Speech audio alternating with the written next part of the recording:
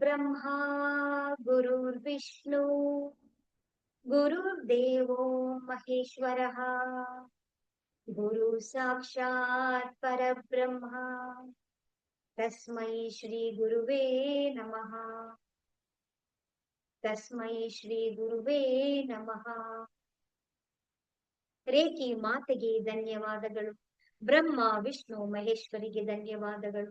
ನವದುರ್ಗಿಯರಿಗೆ ಧನ್ಯವಾದಗಳು. ನಮ್ಮ ನಿಮ್ಮೆಲ್ಲರ ತಂದೆ ತಾಯರಿಗೆ, ಪರಿವಾರದವರಿಗೆ, ಕುಲದೇವತೆ ಕುಲದೇವರುಗಳಿಗೆ ಧನ್ಯವಾದಗಳು. ಎಲ್ಲ ಗುರುಗಳಿಗೆ, ಸದ್ಗುರುಗಳಿಗೆ, ಋಷಿ ಮುನಿಗಳಿಗೆ, ಸಾಧು ಸಂತರಿಗೆ ಧನ್ಯವಾದಗಳು. ಬ್ರಹ್ಮಾಂಡದಲ್ಲಿರುವಂತಹ ದಿವ್ಯ ಶಕ್ತಿಗಳಿಗೆ ಹಾಗೂ ನಮ್ಮ ಜೊತೆಯಲ್ಲಿರುವಂತಹ ದಿವ್ಯ ಶಕ್ತಿಗಳಿಗೆ ಧನ್ಯವಾದಗಳು. ಅವರ ಆಶೀರ್ವಾದ, ಕರುಣೆ, ಕೃಪೆ ಸದಾ ಯಾವಾಗಲೂ ನಮ್ಮೆಲ್ಲರ ಜೊತೆ ಹೀಗೆ ಇರಲಿ ಅಂತೇಳಿ ನಾವು ಪ್ರಾರ್ಥನೆಯನ್ನ ಮಾಡ್ಕೊಳ್ಳೋಣ. ನಿಮ್ಮೆಲ್ಲರಿಗೂ ಕೂಡ ಆತ್ಮ ಪ್ರಣಾಮಗಳು. ಹರೇ ರಾಮ, ಹರೇ ಕೃಷ್ಣ.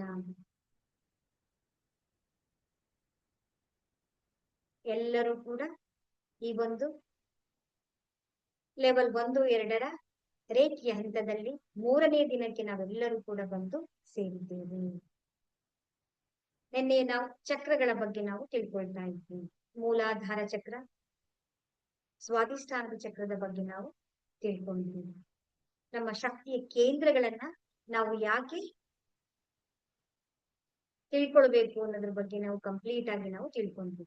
ಇವತ್ತು ನಮ್ಮ ಮಣಿಪುರ ಚಕ್ರ. ಈ ಮಣಿಪುರ ಚಕ್ರ ಬಣ್ಣ ಯಾವ್ದಿರುತ್ತೆ ಅಂದ್ರೆ ಹಳದಿಯ ಬಣ್ಣ ಇರುತ್ತೆ, ಅರಿಶಿನ ಬಣ್ಣ. ಇದರ ಸ್ಥಾನ ಎಲ್ಲಿರುತ್ತೆ ಅಂದ್ರೆ ನಾಭಿಯ ಚಕ್ರದಲ್ಲಿ ಇರುತ್ತೆ. ಇದರ ಗ್ರಂಥಿ ಯಾವುದು ಅಂದ್ರೆ ಮೆದುಜೀರಕ ಗ್ರಂಥಿ. ಇಲ್ಲಿರುವಂತ ಎನರ್ಜಿ, ಇಲ್ಲಿರುವಂತ ಚೈತನ್ಯ ಶಕ್ತಿ ಏನಾಗುತ್ತೆ ಅಂದ್ರೆ ಸಮತೋಲನವಾಗಿದ್ದಾಗ ನಮ್ಮಲ್ಲಿ ಏನಿರುತ್ತೆ, ನಮ್ಮಲ್ಲಿ ಸಾಮರ್ಥ್ಯಗಳಿರುತ್ತೆ, ಆತ್ಮವಿಶ್ವಾಸ ಗಟ್ಟಿಯಾಗಿರುತ್ತೆ, ನಮ್ಗೆ ಲೀಡರ್ಶಿಪ್ ನಾಯಕತ್ವದ ಗುಣ ನಮ್ಮಲ್ಲಿ ಬರುತ್ತೆ. ನಮ್ಮ ಇಚ್ಛೆಗಳನ್ನ, ನಮ್ಮ ಗುರಿಗಳನ್ನ ಸಾಧಿಸುವಂತ ಒಂದು ಛಲ ನಮ್ಮೊಳಗಡೆ ಬರುತ್ತೆ. ಒಂದು ಪ್ರೇರಣೆ ಇರುತ್ತೆ, ನಮ್ಮೊಳಗಡೆ ಒಂದು ಸ್ವಾಭಿಮಾನ ಇರುತ್ತೆ. ಯಾವುದೇ ಅಧಿಕಾರವನ್ನ, ಯಾವುದೇ ಕೆಲಸವನ್ನ ಕೊಟ್ಟರು ಕೂಡ ನಾವು ಪ್ರಜ್ಞಾಪೂರ್ವಕವಾಗಿ ನಾವು ಮಾಡ್ತೇವೆ. ಅದ್ಭುತವಾದಂತ ಸೆಂಟರ್ ಚಕ್ರ ಅಂತೇಳಿ ನಾವು ಇದನ್ನ ಕರಿತೀವಿ. ಇದರಲ್ಲಿ ಶಕ್ತಿ ಇಂಬ್ಯಾಲೆನ್ಸ್ ಆದಾಗ, ಅಸಮತೋಲನ ಆದಾಗ ಅಥವಾ ಬ್ಲಾಕೇಜಸ್ ಗಳಾದಾಗ ಏನಾಗುತ್ತೆ ನಮಗೆ ಅಂತ ಹೇಳಿದ್ರೆ, ನಮ್ಮಲ್ಲಿ ಕೋಪ, ಆಂಗರ್, ಆಂಗ್ಸೈಟಿ ಅಂತ ಹೇಳ್ತೀವಲ್ಲ, ಅದಾದ ನಂತರ ಆಕ್ರಮಣಶೀಲತೆ, ಫೈಟಿಂಗ್ ಮಾಡುವಂಥದ್ದು, ನಾನು ಅನ್ನುವ ಒಂದು ಭಾವ, ಅಹಂಕಾರ ಭಾವ, ಈಗೋ ಅಂತ ಹೇಳ್ತೀವಿ ನಾವು. ಮತ್ತೆ ನಮ್ಮ ಮೇಲೆ ನಮ್ಗೆ ಸೆಲ್ಫ್ ಡೌಟ್, ಸಂಶಯಗಳು ನಮ್ಮ ಮೇಲೆ ನಮ್ಗಿರುತ್ತೆ. ಆಗುತ್ತಾ ಇಲ್ವಾ, ಮಾಡ್ತೀನ ಇಲ್ವಾ ಅನ್ನೋ ಒಂದು ಗೊಂದಲಕ್ಕೆ ನಾವು ಒಳಗಾಗಿರ್ತೀವಿ. ಕಳವಳ, ತಳಮಳ ಒಳಗಡೆ ಯಾವುದೇ ನಿರ್ಧಾರವನ್ನ ತಗೊಳ್ಬೇಕಾದ್ರೆ ನಮ್ಮೊಳಗೆ ಒಂದು ಪ್ರಾಪರ್ ಆಗಿ ಒಂದು ನಿರ್ಧಾರವನ್ನ, ಒಂದು ಡಿಸಿಷನ್ಸ್ ಗಳನ್ನ ನಾವು ತಗೊಳ್ಳೋದಕ್ಕೆ ನಮ್ಮ ಕೈಯಲ್ಲಿ ಸಾಧ್ಯ ಆಗೋದಿಲ್ಲ. ಈ ರೀತಿಯಾದಂತ ಚಾಲೆಂಜಸ್ ಗಳನ್ನ ನಾವು ನಮ್ಮ ಜೀವನದಲ್ಲಿ ನಾವು ಫೇಸ್ ಮಾಡ್ಕೊಳ್ತಾ ಬರ್ತಾ ಇರ್ತೀವಿ. ಅದಕ್ಕೆ ಕಾರಣ ಅಂತ ಹೇಳಿದ್ರೆ ನಮ್ಮ ಮಣಿಪುರ ಚಕ್ರದಲ್ಲಿರುವಂತಹ ಇಂಬ್ಯಾಲೆನ್ಸ್, ಅಂದ್ರೆ ಅದು ಸಮತೋಲನವಾಗಿ ಇಲ್ಲದೆ ಇರುವ ಕಾರಣ ನಾವು ಈ ಚಾಲೆಂಜಸ್ ಗಳನ್ನ ಫೇಸ್ ಮಾಡ್ಬೇಕಾಗುತ್ತೆ. ಹೆಲ್ತ್ ಇಶ್ಯೂಸ್ ಗಳೆಲ್ಲ ಏನೇನ್ ಬರ್ಬೋದು ನಮಗೆ ಅಂದ್ರೆ, ನಮ್ಮ ಸ್ಟಮಕ್ಗೆ ರಿಲೇಟೆಡ್ ಆಗಿರುವಂತ, ಹೊಟ್ಟೆಗೆ ಯಾವ್ಯಾವ್ದು ಸಮಯ ಇರುತ್ತಲ್ಲ ಅದೆಲ್ಲವೂ ಕೂಡ ಹುಣ್ಣುಗಳಾಗಿರ್ಬೋದು, ಅಜೀರ್ಣ ಸಮಸ್ಯೆಗಳಾಗಿರ್ಬೋದು, ಮೆದುಮೇಹ ಆಗಿರಬಹುದು, ಅಂದ್ರೆ ಡಯಾಬಿಟಿಸ್ ಆಗಿರಬಹುದು, ನಮ್ಮ ಒಳಗಡೆ ಲಿವರ್ಗೆ ಸಂಬಂಧಪಟ್ಟಂತೆ ಇದೆಲ್ಲ ಸಮಸ್ಯೆಗಳನ್ನ ನಾವು ಫ್ಯಾಟಿ ಲಿವರ್ ಅಂತ ಹೇಳಿರ್ಬೋದು. ನಮ್ಮ ಅಂದ್ರೆ ಟೋಟಲ್ ಆಗಿ ನಮ್ಮ ಸ್ಟಮಕ್ಗೆ ರಿಲೇಟೆಡ್ ಆದಂತ ಎಲ್ಲ ಇಶ್ಯೂಸ್ ಗಳನ್ನ ನಾವು ಈ ಒಂದು ಚಕ್ರ ಎನರ್ಜಿ ಇಂಬ್ಯಾಲೆನ್ಸ್ ಆದಾಗ ನಾವು ಫೇಸ್ ಮಾಡ್ತಾ ಬರ್ತೀವಿ. ಇದು ನಮ್ಮ ಮಣಿಪುರ ಚಕ್ರ. ನೆಕ್ಸ್ಟ್ ಬರುವಂತದ್ದು ಯಾವುದು ಅಂತ ಹೇಳಿದ್ರೆ ನಮ್ಮ ಅನಾಹತ ಚಕ್ರ, ಹೃದಯ ಚಕ್ರ. ಇದರ ಬಣ್ಣ ಯಾವುದು ಅಂತ ಹೇಳಿದ್ರೆ ಹಸಿರು ಬಣ್ಣ. ಇದರ ಸ್ಥಾನ ನಮ್ಗೆ ಆಲ್ರೆಡಿ ಗೊತ್ತಾಯ್ತು, ಹೃದಯದಲ್ಲಿದೆ ಅಂತೇಳಿ. ಅದರ ಗ್ರಂಥಿ ಯಾವುದು ಅಂದ್ರೆ ಥೈಮಸ್ ಗ್ರಂಥಿ ಅಂತ ಹೇಳಿ ಬರುತ್ತೆ. ಇದು ಬ್ಯಾಲೆನ್ಸ್ ಆದಾಗ, ನಮ್ಮ ಹೃದಯ ಚಕ್ರ ಬ್ಯಾಲೆನ್ಸ್ ಆಗಿದ್ದಾಗ ನಮ್ಗೇನಾಗುತ್ತೆ ಅಂತ ಹೇಳಿದ್ರೆ, ನಮ್ಮ ಒಳಗೆ ಪ್ರೀತಿ, ಕರುಣೆ, ಸಹಾನುಭೂತಿ, ಕ್ಷಮೆ, ಶಾಂತಿ, ಆನಂದ, ಸಂತೋಷ, ಎಲ್ಲರ ಜೊತೆಗೂ ನಾವು ಹೊಂದಾಣಿಕೆಯಿಂದ, ಸಾಮರಸ್ಯದಿಂದ, ಸಹಕಾರದಿಂದ, ಸಹಬಾಳ್ವೆಯಿಂದ ನಮ್ಮ ಭಾವನೆಗಳೆಲ್ಲವೂ ಕೂಡ ಬ್ಯಾಲೆನ್ಸ್ಡ್ ಆಗಿರುತ್ತೆ, ಸಮತೋಲನದಲ್ಲಿರುತ್ತೆ. ಎಲ್ಲರ ಮೇಲೆ ನಮ್ಮಲ್ಲಿ ಒಂದು ಕರುಣೆ, ಪ್ರೀತಿ ನಮ್ಮೊಳಗಡೆ ತನಗೆ ತಾನೇ ಒಳಗಡೆಯಿಂದ ಬರ್ತಾ ಇರುತ್ತೆ. ಅದು ಆಟೋಮೆಟಿಕಲಿ ಅಲ್ಲ, ಅಥವಾ ನಾಟಕೀಯತೆಯಿಂದ ಅಲ್ಲ. ನಮ್ಮ ಈ ಒಂದು ಚಕ್ರ ಬ್ಯಾಲೆನ್ಸ್ ಆಗಿದೆ ಅಂದ್ರೆ ನಮ್ಮ ಒಳಗಡೆನೇ ಬರ್ತಾ ಇರುತ್ತೆ. ಅದ್ಭುತವಾಗಿರುವಂತದ್ದು ಇದು. ನಮ್ಮಲ್ಲಿ ಒಂದು ಪ್ರೀತಿ, ಕರುಣೆ ಬಂತು ಅಂತ ಹೇಳಿದ್ರೆ ಎಲ್ಲ ಚಕ್ರಗಳನ್ನು ಕೂಡ ನಾವು ಬ್ಯಾಲೆನ್ಸ್ ಮಾಡಿಕೊಳ್ಳುವಂತ ಅದ್ಭುತವಾದಂತ ಶಕ್ತಿ ನಮ್ಮ ಅನಾಹತ ಚಕ್ರಕ್ಕೆ ಇರುತ್ತೆ. ಈ ಒಂದು ಚಕ್ರವನ್ನ ನಾವು ಪ್ರಾಪರ್ ಆಗಿ ಅಂದ್ರೆ ಅದರ ಬಗ್ಗೆ ನಾವು ಫೋಕಸ್ ಮಾಡಿ ಅದರ ಪ್ರಿನ್ಸಿಪಲ್ಸ್ ಗಳನ್ನ ನಾವು ನಮ್ಮ ಜೀವನದಲ್ಲಿ ನಾವು ಅಳವಡಿಸ್ಕೊಂಡಾಗ ನಾವೇನ್ ಮಾಡ್ತಾ ಇದೀವಿ ಗೊತ್ತಾ? ಚಕ್ರ ಚಕ್ರ ಚಕ್ರ ಚಕ್ರ ಅಂತ ಬರೀ ಚಕ್ರದಿಂದೇನೇ ಸುತ್ತಾ ಇದೀವಿ. ಅದೇನ್ ಸುತ್ತಾ ಇದೀವಿ, ಚಕ್ರ ಹೆಂಗ್ ಸುತ್ತುತ್ತೋ ನಾವು ಹಂಗೆ ಸುತ್ತಾ ಇದೀವಿ ವಿನ ಜೀವನದಲ್ಲಿ ಏನು ಬದಲಾವಣೆ ಇಲ್ಲ. ಆದ್ರೆ ಏನು, ಅದನ್ನ ಅಳವಡಿಸ್ಕೊಳ್ಬೇಕು ನಾವು ಜೀವನದಲ್ಲಿ. ನಮ್ಮ ನಿತ್ಯ, ನಮ್ಮ ವ್ಯಾವಹಾರಿಕ, ನಮ್ಮ ಲೌಕಿಕ, ನಮ್ಮ ಭೌತಿಕ ಜೀವನದಲ್ಲಿ ನಾವು ಅದನ್ನ ಅಳವಡಿಸ್ಕೊಂಡು ಅದನ್ನ ಅಭ್ಯಾಸವನ್ನ ಮಾಡ್ಕೊಂಡು ಅದು ನಮ್ಮದಾಗಿಸ್ಕೊಳ್ಬಿಡ್ಬೇಕು ನಾವು. ಆ ಒಂದು ಪ್ರೀತಿ ಅನ್ನೋದು ನಮ್ಮ ಒಳಗಡೆ ಆತ್ಮ ಸಾಕ್ಷಾತ್ಕಾರವಾಗಿ ಬಂದ್ಬಿಡ್ಬೇಕು. ಆದ್ರೆ ನಮ್ಮದ್ ಹೇಗಿದೆ ಪ್ರೀತಿ? ನಗು ಎಲ್ಲ ನಾಟಕೀಯವಾಗಿ ನಗ್ತಾ ಇದೀವಿ, ನಾಟಕೀಯವಾಗಿ ಪ್ರೀತಿ ತೋರಿಸ್ತಾ ಇದೀವಿ. ನಗಬೇಕೋ ಬೇಡವೋ ಅನ್ನೋ ಬಲವಂತವಾದಂತ ಪ್ರೀತಿ ನಮ್ಮ ಒಳಗಡೆಯಿಂದ ಬರ್ತಾ ಇದೆ. ಹಾಗೆ ಎಲ್ಲಿ ಈ ಒಂದು ಚಕ್ರ ಆಕ್ಟಿವೇಶನ್ ಆಗುತ್ತೆ? ಎಲ್ಲ ನಮ್ಮಲ್ಲಿ ತೋರ್ಪಡಿಕೆಯ ಜೀವನ ಮಾಡ್ತಾ ಇದೀವಿ ನಾವು. ಮನಸ್ಸೊಳಗಡೆನೆ ಒಂಥರ ಇರುತ್ತೆ, ನಾವು ಹೊರಗಡೆ ನಡ್ಕೊಳ್ತಾ ಇರೋದೇ ಒಂದು. ನಮ್ಮ ಜೀವನದಲ್ಲಿ ಒಂದು ಅಲೈನ್ಮೆಂಟ್ ಅನ್ನೋದೇ ಸಿಗ್ತಾ ಇಲ್ವಲ್ಲ. ಇದು ಇಂಬ್ಯಾಲೆನ್ಸ್ ಆದಾಗ ಇದಕ್ಕೆಲ್ಲ ಆಪೋಸಿಟ್ ಆಗಿ ಏನಾಗುತ್ತೆ? ಪ್ರೀತಿ ಇದ್ರೆ ಏನ್ ಮಾಡ್ತೀವಿ? ದ್ವೇಷ ಇರುತ್ತೆ ಅಲ್ವಾ? ಫೈಟ್ ಮಾಡ್ತಾ ಇರ್ತೀವಿ. ಶಾಂತಿ ಇಲ್ಲ, ಅಶಾಂತಿ ನಮ್ಮೊಳಗಡೆ ಇರುತ್ತೆ. ಎಲ್ಲರ ಜೊತೆಗೂ ನಾವು ಅಶಾಂತಿಯಾಗಿ ಬಿಹೇವ್ ಮಾಡ್ತಾ ಇರ್ತೀವಿ. ಉದ್ವಿಗ್ನತೆ, ಶಾಂತಿ ಇರಲ್ಲ. ಎಲ್ಲದಕ್ಕೂ ಕೂಡ ನಾವು ಉದ್ವಿಗ್ನತೆಯಿಂದ ಬಿಹೇವ್ ಮಾಡ್ತಾ ಇರ್ತೀವಿ. ರಿಲೇಶನ್ಶಿಪ್ ಗಳೆಲ್ಲವನ್ನು ಗಡಬಡ ಮಾಡ್ಕೊಂಡ್ಬಿಟ್ಟಿರ್ತೀವಿ. ಯಾರ ಜೊತೆ ಕೂಡ ನಾವು ಹೊಂದಾಣಿಕೆ ಇರಲ್ಲ, ಸಹಬಾಳ್ವೆ ಇರಲ್ಲ. ನಮ್ ಇರ್ಬೇಕು ಅಂದ್ರೆ ನಮ್ಮ ಒಳಗಡೆ ನಮ್ ಕೈಲಿ ಇರೋದಿಕ್ಕೆ ಆಗೋದಿಲ್ಲ. ಖಿನ್ನತೆ, ಒಂಟಿತನ, ಒತ್ತಡ, ಇದೆಲ್ಲ ಸಮಸ್ಯೆಗಳಿಂದ ನಾವು ಬಳಲ್ತಾ ಇರ್ತೀವಿ ನಾವು. ನೋಡಿ, ಇದಕ್ಕೆ ಹೆಲ್ತ್ ಗೆ ರಿಲೇಟೆಡ್ ಆದಂತ, ಆರೋಗ್ಯಕ್ಕೆ ಸಂಬಂಧಪಟ್ಟಂತ ಸಮಸ್ಯೆಗಳು ಯಾವುವು ಅಂದ್ರೆ ನಮ್ಮ ಹೃದಯಕ್ಕೆ ಸಂಬಂಧಪಟ್ಟ ಎಲ್ಲ ಸಮಸ್ಯೆಗಳು ನಿಮ್ಗೆ ಗೊತ್ತಿರುತ್ತೆ, ಹೌದಲ್ವಾ? ನಮ್ಮ ಭಾವನೆಗಳು ಏರುಪೇರಾಯ್ತು ಅಂದ ತಕ್ಷಣ ನಮ್ಮ ಹೃದಯದ ಬಡಿತ, ರಕ್ತ ಚಲನೆ ಎಲ್ಲವೂ ಕೂಡ ಏರುಪೇರಾಗುತ್ತೆ. ಸ್ವಾಭಾವಿಕವಾಗಿರೋದು ಅಸಹಜವಾಗಿ, ಅಸ್ವಾಭಾವಿಕವಾಗಿ ಅದು ವರ್ತನೆ ಮಾಡೋಕೆ ಸ್ಟಾರ್ಟ್ ಮಾಡಿದಾಗ ಏನಾಗುತ್ತೆ? ಹೈ ಬಿ ಪಿ ಆಗಿರ್ಬೋದು, ಲೋ ಬಿ ಪಿ ಆಗಿರ್ಬೋದು, ಅಸ್ತಮಗಳಾಗಿರ್ಬೋದು, ನಮ್ಮ ಹೃದಯದ ಶ್ವಾಸಕೋಶಕ್ಕೆ ಸಂಬಂಧಪಟ್ಟ ಸಮಸ್ಯೆಗಳಾಗಿರ್ಬಹುದು, ನಮ್ಮ ಹೃದಯಕ್ಕೆ ಸಂಬಂಧಪಟ್ಟದಾಗಿರ್ಬೋದು, ನಿಮೋನಿಯಾ, ಅಸ್ತಮ, ಹಾರ್ಟ್ಗೆ ಬ್ಲಾಕೇಜಸ್ಗಳು, ಇದೆಲ್ಲ ಸಮಸ್ಯೆಗಳನ್ನ ನಾವು ಫೇಸ್ ಮಾಡ್ತಾ ಇರ್ತೀವಿ ನಮ್ಮ ಹೃದಯ ಚಕ್ರದ ಎನರ್ಜಿ ಲೋ ಇದ್ದಾಗ. ಮತ್ತೊಂದು ಚಕ್ರ ಯಾವುದು ಅಂತ ಹೇಳಿದ್ರೆ ವಿಶುದ್ಧಿ ಚಕ್ರ.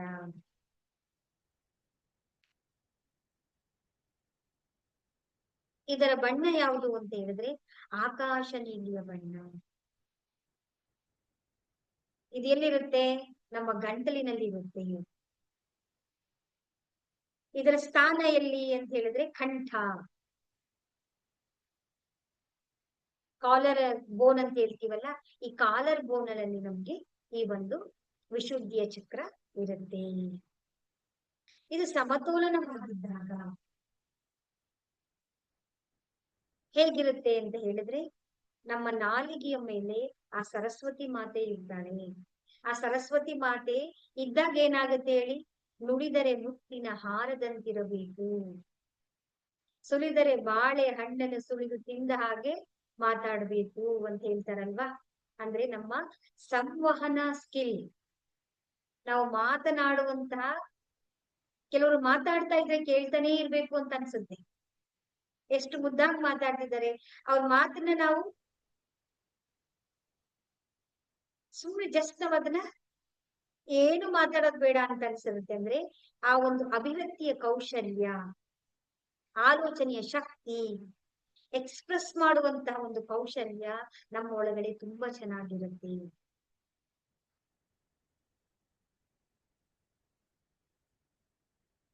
ಯಾವುದೇ ಗೊಂದಲಗಳಿಲ್ಲದೆ, ಯಾವುದೇ ಕನ್ಫ್ಯೂಷನ್ಸ್ ಗಳಿಲ್ಲದೆ, ನಯವಾಗಿ ಪ್ರೀತಿಯಿಂದ ನಮ್ಮ ನಮ್ಮ ಯಾವುದೇ ಮಾತನ್ನ ನಾವು ಬೇರೆಯವರಿಗೆ ನಾವು ಅರ್ಥ ಮಾಡಿಸ್ತೀವಿ. ನಾವು ಆ ಒಂದು ಕೌಶಲ್ಯ ನಮ್ಮ ಒಳಗಡೆ ಬರುತ್ತೆ.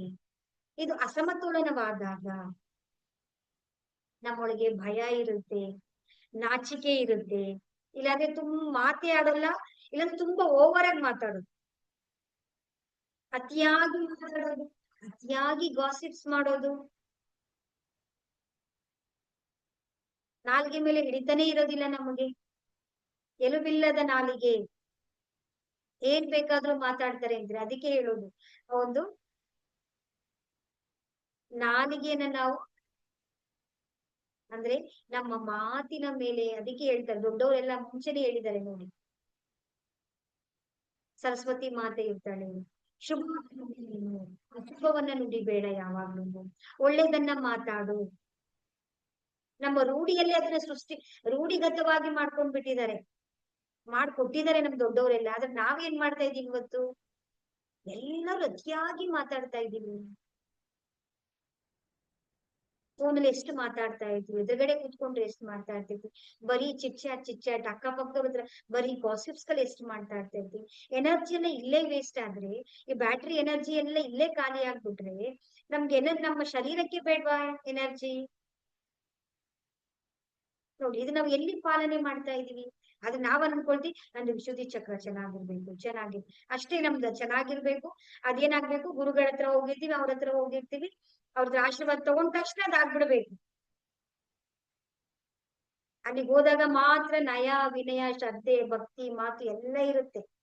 ಅಲ್ಲಿಂದ ಬಂದು ಯಥಾ ಪ್ರಕಾರ ನಾವು ಮನೆಗ್ ಬಂದು ಸೇರ್ಕೊಂಡ ತಕ್ಷಣ ಅದು ಅಲ್ಲಿಗೆ, ಇದು ಇಲ್ಲಿಗೆ ಪ್ರಾರಂಭ. ಹೇಗಿದ್ವಿ ಹಾಗೆ ಶುರು ಪ್ರಾರಂಭ. ಅದು ಎಲ್ಲಿ ಬದಲಾವಣೆಗಳಾಗಕ್ ಚಾನ್ಸಸ್ ಆಗುತ್ತೆ? ಇದು ನಾವು ಸ್ವಯಂ ಅನಲೈಸಿಸ್ ಮಾಡ್ಬೇಕು. ನಾವು ನಮ್ಮ ಒಳಗೆ ನಾವು ನಾವು ಹೋಗಿ ಹೋಗಿ ಹೋಗಿ ನಾವು ಪ್ರತಿಯೊಂದನ್ನು ಕೂಡ ನಾವು ಅವಲೋಕನವನ್ನ ನಾವು ಮಾಡ್ಕೊಳ್ತಾ ಬರ್ಬೇಕು. ಆರೋಗ್ಯಕ್ಕೆ ಸಂಬಂಧಪಟ್ಟಂತಹ ಯಾವ ಸಮಸ್ಯೆಗಳು ಅಂದ್ರೆ, ನಮ್ಮ ಗಂಟಲಿಗೆ ರಿಲೇಟೆಡ್ ಆದಂತ ಎಲ್ಲ ಸಮಸ್ಯೆಗಳು, ಥೈರಾಯ್ಡ್ ಆಗಿರ್ಬಹುದು, ಕುತ್ತಿಗೆ ನೋವಾಗಿರ್ಬಹುದು, ಗಂಟಲು ನೋವಾಗಿರ್ಬಹುದು, ಇನ್ಫೆಕ್ಷನ್ಸ್ ಗಳಾಗಿರ್ಬಹುದು, ಇವೆಲ್ಲವೂ ನಮ್ಮ ಗಂಟಲಿಗೆ ರಿಲೇಟೆಡ್ ಆದಂತ ಸಮಸ್ಯೆಗಳೆಲ್ಲವೂ ಕೂಡ ಬರುತ್ತೆ. ಇದು ನಮ್ಮ ವಿಶುದ್ಧಿಯ ಚಕ್ರದಲ್ಲಿರುವಂತಹ ವಿಷಯಗಳು. ನೆಕ್ಸ್ಟ್ ಬರುವಂತದ್ದು ಯಾವುದು ಅಂತ ಹೇಳಿದ್ರೆ, ನಮ್ಮ ಆಜ್ಞಾ ಚಕ್ರ. ಅಷ್ಟು ನಮ್ಗೆ ಬರೋದಕ್ಕೆ. ನೆಕ್ಸ್ಟ್ ಬರುವಂತದ್ದು ಯಾವುದು ಅಂತ ಹೇಳಿದ್ರೆ, ಆಜ್ಞಾ ಚಕ್ರ.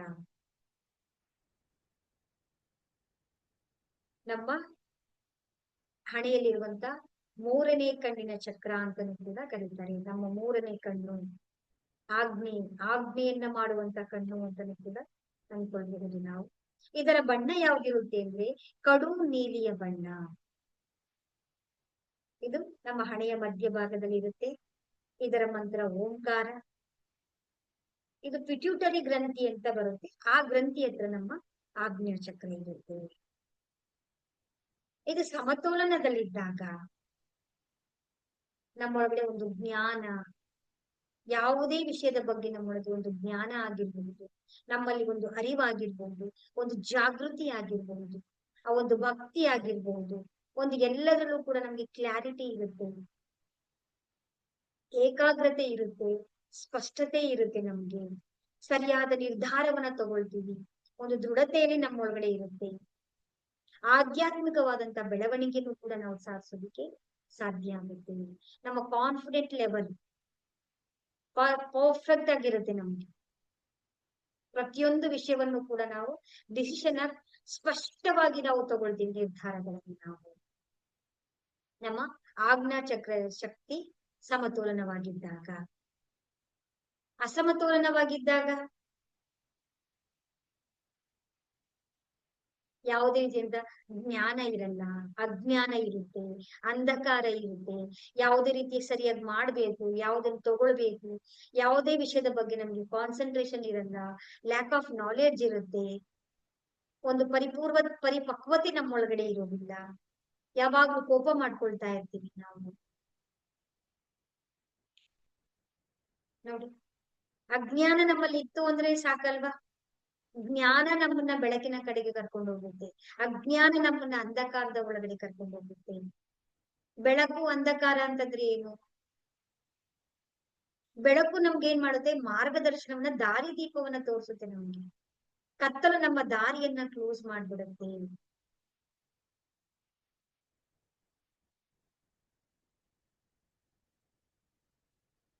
ಆ ಅಂಧಕಾರದಲ್ಲಿ ನಾವು ಯಾವುದೇ ರೀತಿಯಂತ ಏಕಾಗ್ರತೆ ಇಲ್ಲದೆ, ಕಾನ್ಸಂಟ್ರೇಷನ್ ಇಲ್ಲದೆ ನಾವು ಯಾವುದೇ ನಿರ್ಧಾರಗಳನ್ನ ತೆಗೆದುಕೊಳ್ಳೋದಕ್ಕೆ ನಮ್ಗೆ ಸಾಧ್ಯನೇ ಆಗೋದಿಲ್ಲ. ಹೆಲ್ತ್ಗೆ ರಿಲೇಟೆಡ್ ಅಂತ ನಮ್ಮ ತಲೆಗೆ ಸಂಬಂಧಪಟ್ಟಂತ ಸಮಸ್ಯೆಗಳೆಲ್ಲವೂ ಕೂಡ ನಮ್ಗೆ ಬರುತ್ತೆ.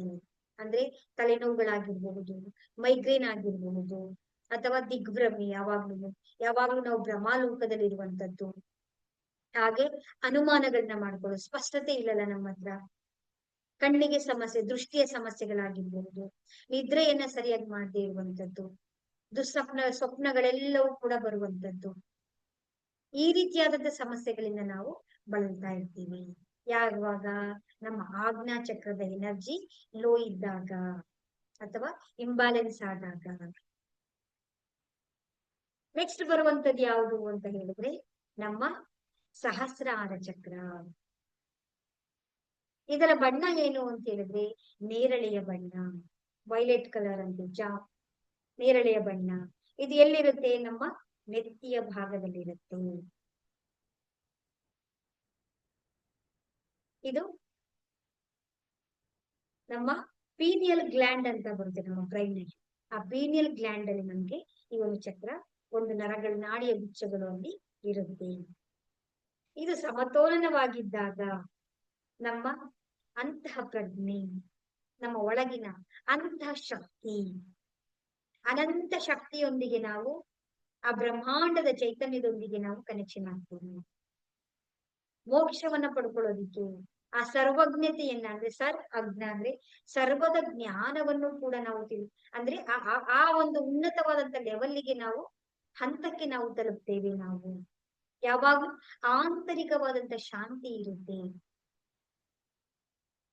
ಆನಂದಮಯವಾದಂತ ಸ್ಥಿತಿ ಇರುತ್ತೆ ನಮ್ಗೆ. ಉನ್ನತವಾದ್ರೆ ಗರಿಷ್ಠ ಮಟ್ಟದ ಒಂದು ಜ್ಞಾನವನ್ನ ನಾವು, ಅರಿವನ್ನ, ಜಾಗೃತಿಯನ್ನ ನಾವು ಕಾಣೋದಿಕ್ಕೆ ಸಾಧ್ಯ ಆಗುತ್ತೆ. ಆ ಬ್ರಹ್ಮ ತತ್ವದೊಂದಿಗೆ, ಅನಂತ ಶಕ್ತಿಯೊಂದಿಗೆ ನಾವು ನಮ್ಮ ಕನೆಕ್ಷನ್ ಅನ್ನು ನಾವು ಪಡ್ಕೊಳ್ಳೋದಿಕ್ಕೆ ಸಾಧ್ಯ ಆಗುತ್ತೆ. ಇದು ಇಂಬ್ಯಾಲೆನ್ಸ್ ಆದಾಗ, ಲೋ ಇದ್ದಾಗ ನಮ್ಮಲ್ಲಿ ಒಂದು ದ್ವಂದ್ವತೆ ಇರುತ್ತೆ. ಯಾವುದ್ರ ಬಗ್ಗೆನೂ ಕೂಡ ನಮ್ಗೆ ಡ್ಯುಯಾಲಿಟಿ ಅಂತ ಹೇಳ್ತೀವಿ, ಎರಡೆರಡು ಮಾತಾಡ್ತೀವಿ ಅಂತ ಹೇಳ್ತೀವಲ್ಲ, ಆ ಕಡೆಗೂ ಇಲ್ಲ, ಈ ಕಡೆಗೂ ಇಲ್ಲ, ಯಾವ ಕಡೆಗೂ ಇಲ್ಲ. ಮತ್ತೆ ಒಂದು ಪ್ರತ್ಯೇಕತೆ, ಎಲ್ಲರೂ ಒಂದ್ ಕಡೆ ಆದ್ರೆ ನಾನೇ ಒಂದು ಕಡೆ ಇರ್ತೀನಿ, ನನ್ನದೇ ಆದಂತ ಒಂದು ಸ್ವಭಾವಗಳಿರುತ್ತೆ, ಒಳಗಡೆ ಸಂಘರ್ಷ ನಡೀತಾ ಇರುತ್ತೆ, ಯಾವುದ್ರಲ್ಲೂ ಕೂಡ ಒಂದು ಅಜ್ಞಾನ ನಮ್ಮ ಒಳಗಡೆ ತುಂಬಿಕೊಂಡಿರುತ್ತೆ, ಆಳವಾದಂತ ಒಂದು ಎಲ್ಲ ಇರುತ್ತೆ ಒಳಗಡೆ, ನಮ್ಗೊಳಗಡೆ ಒಂದು ಖಿನ್ನತೆ ಇರುತ್ತೆ. ಆ ತೃಪ್ತಿ ಅನ್ನೋದು ನಮ್ಗೆ, ಸಂತೃಪ್ತಿ ಅನ್ನೋದು ನಮ್ಗೆ ಸಿಗೋದಿಕ್ಕೆ ಸಾಧ್ಯ ಆಗುತ್ತೆ. ಆಧ್ಯಾತ್ಮಿಕತೆಯಿಂದ ನಾವು ತುಂಬಾ ತುಂಬಾ ತುಂಬಾ ತುಂಬಾ ತುಂಬಾ ತುಂಬಾ ನಾವು ದೂರ ಉಳ್ಕೊಂಡಿರ್ತೀವಿ. ಈ ರೀತಿಯಾದಂತ ಸಮಸ್ಯೆಗಳನ್ನ ನಾವು ಫೇಸ್ ಮಾಡ್ಬೇಕಾಗುತ್ತೆ. ಇವೆಲ್ಲವೂ ಕೂಡ ನಮ್ಮ ದೇಹದಲ್ಲಿರುವಂತಹ ಶಕ್ತಿಯ ಕೇಂದ್ರಗಳು. ಈ ಶಕ್ತಿಯ ಕೇಂದ್ರಗಳನ್ನ ನಾವು ಯಾವಾಗ್ಲೂ ನಾವೇನ್ ಮಾಡ್ಬೇಕು, ಚಾರ್ಜ್ ಮಾಡ್ಕೊಳ್ತಾ ಇರ್ಬೇಕು, ಅವಲೋಕನೆಗಳನ್ನ ಮಾಡ್ಕೊಳ್ತಾ ಇರ್ಬೇಕು ನಾವು.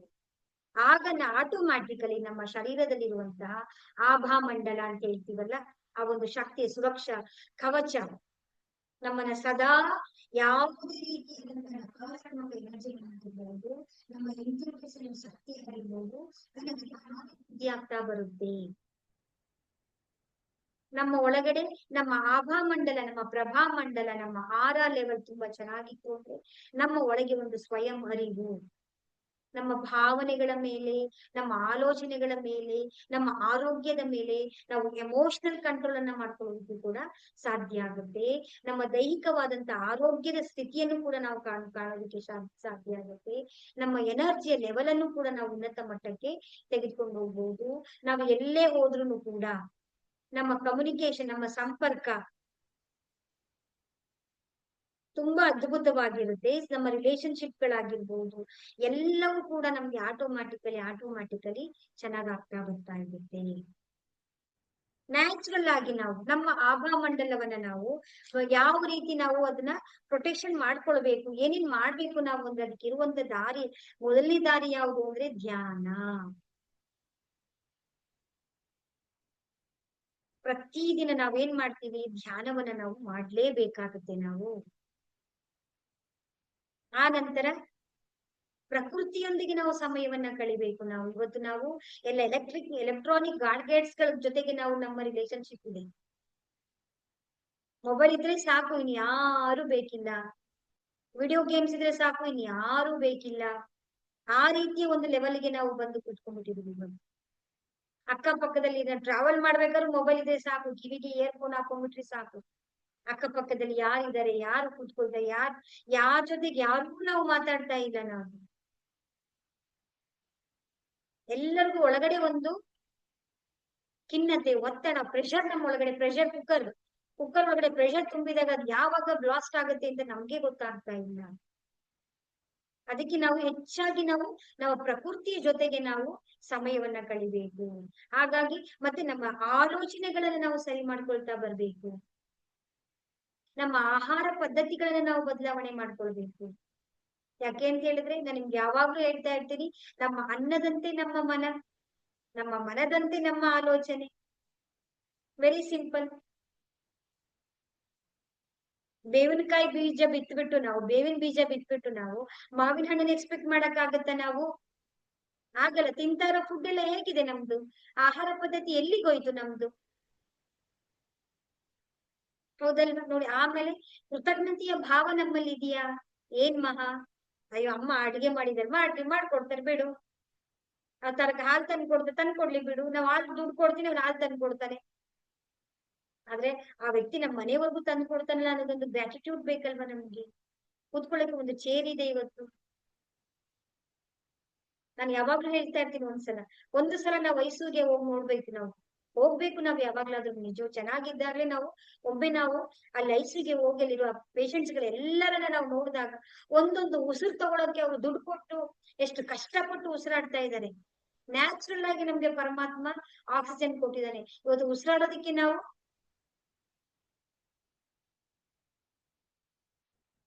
ಕಷ್ಟಪಟ್ಟು ಬೆಳಿಗ್ಗೆ ವಾಕಿಂಗ್ ಮಾಡಿ ಫ್ರೆಶ್ ಏರ್ ತಗೊಳಕ್ಕೆ ನಾವು ಕಷ್ಟಪಡ್ತಿದ್ದೀವಿ. ಹಾಗೆ ನಾವು ನ್ಯಾಚುರಲ್ ಆಗಿ ನಮ್ಮ ಶಕ್ತಿಯನ್ನು ಉಳಿಸ್ಕೊಳ್ಳೋದಕ್ಕೆ ನಾವ್ ಏನ್ ಮಾಡ್ಬೇಕು, ನಮ್ಮ ಪ್ರಕೃತಿಯೊಂದಿಗೆ ನಮ್ಮ ಆಹಾರಗಳಲ್ಲಿ ನಾವು ಪರಿವರ್ತನೆಗಳನ್ನ ಮಾಡ್ಕೊಳ್ತಾ ಬರ್ಬೇಕಾಗುತ್ತೀವಿ. ಹಾಗೆ ನಮ್ಮ ಪ್ರಭಾ ಮಂಡಲವನ್ನ ಚೆಕ್ ಮಾಡೋದಿಕ್ಕೆ ತುಂಬಾ ಉಪಕರಣಗಳು ಬಂದಿದೆ. ಡೌಸರ್ಸ್ ಅಂತ ಹೇಳ್ತಾರೆ, ಆರಾಮೀಟರ್ ಅಂತ ಹೇಳ್ತಾರೆ, ಕೆಮಿಲಿಯನ್ ಅಂತ ಹೇಳಿ ಬಂದಿದೆ, ಬಯೋವೆಲ್ ಅಂತ ಇದೆ, ಚಕ್ರ ಸ್ಕ್ಯಾನರ್ ಅಂತ ಇದೆ, ಕಿರ್ಲಿಯನ್ ಕ್ಯಾಮರಾ ಅಂತ ಹೇಳಿ ಬಂದು ತುಂಬಾ ವೆಪನ್ಸ್ ಗಳು, ಇವತ್ತು ಟೂಲ್ಸ್ ಗಳು ನಮ್ಗೆ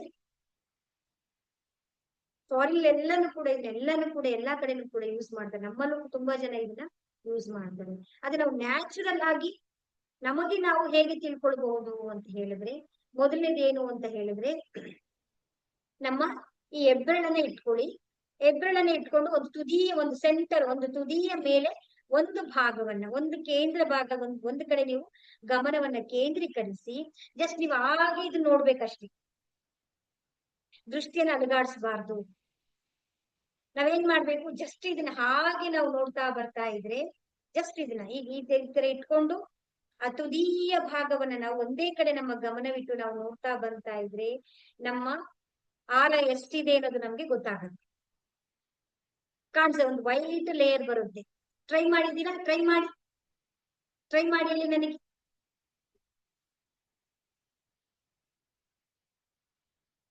ಚೆಕ್ ಮಾಡಿ.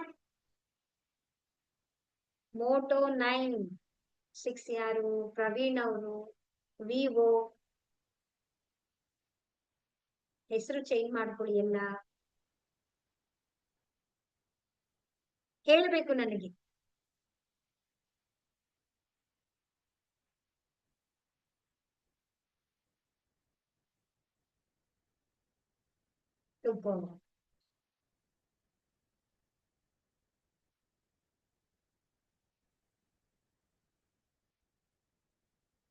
ಕಾಣಿಸ್ತಾ ಇದೆಯಾ? ಮೂರ್ತಿ ಅವ್ರು ಹೇಳ್ಬೇಕು.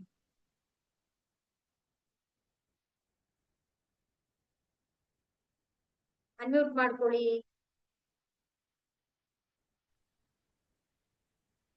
ಏನೋ ನೆರಳು ಕಣ್ಣ ಕಾಣಿಸ್ತಾ ಇದೆ ಮೇಡಮ್. ಟೋಟಲ್ ಒಂದು ತುಂಬಾ ದೊಡ್ಡದಾಗಲ್ಲ, ಸಣ್ಣ ಲೇಯರ್ ಮಾತ್ರ ಕಾಣಿಸ್ತಾ ಇದೆ. ಏನೋ ನೆರಳು ತರ ಅಷ್ಟೇ ಕಾಣಿಸ್ತದೆ. ಹಾ, ಒಬ್ಳಿಗೆ ಈ ತರ ತುಂಬಾ ಗೊತ್ತಾಗಿಲ್ಲ.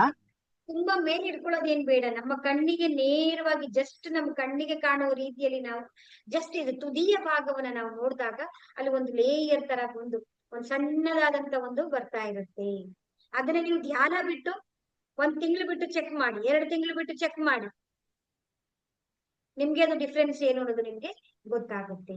ಇನ್ನೊಂದು ಯಾವ ರೀತಿ ಅಂತ ಹೇಳಿದ್ರೆ, ನಮ್ಮ 5 ಬೆರಳುಗಳ ಯಾವ್ದಾದ್ರು ಮಧ್ಯ ಭಾಗ, ಇಲ್ಲಿ ಸೆಂಟರ್ ಅಲ್ಲಿ ಯಾವ್ದಾದ್ರು ಒಂದು ಬೆರಳಲ್ಲಿ ಜಸ್ಟ್ ಒಂದು ಭಾಗದಲ್ಲಿ ಜಸ್ಟ್ ನಮ್ ದೃಷ್ಟಿ ನೇರವಾಗಿ ಇಟ್ಕೊಂಡು ಅದೇ ನೋಡ್ಬೇಕಷ್ಟೇ, ಅಲ್ಲೇ ನೋಡ್ಬೇಕು.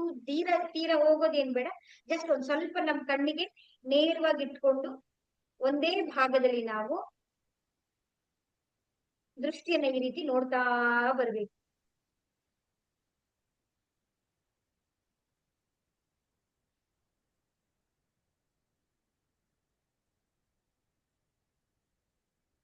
ಭಾಗ್ಯ ಅವರಿಗೆ ಕಾಣಿಸ್ತಾ ಇದೆಯಾ?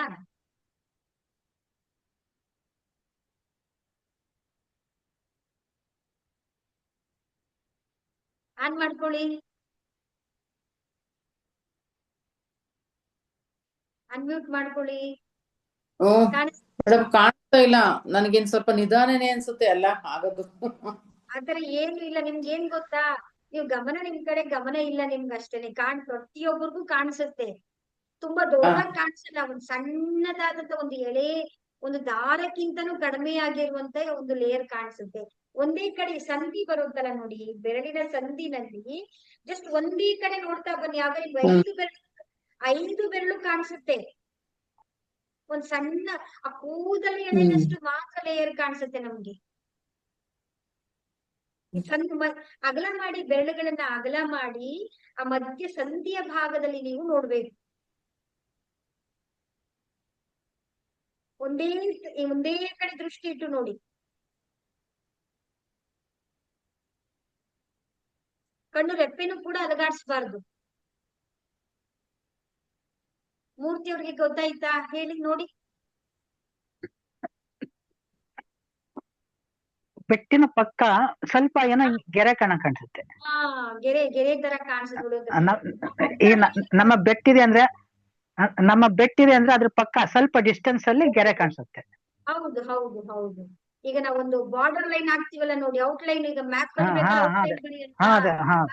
ಔಟ್ ಲೈನ್ ತರ ಕಾಣಿಸುತ್ತೆ ಎಲ್ಲ.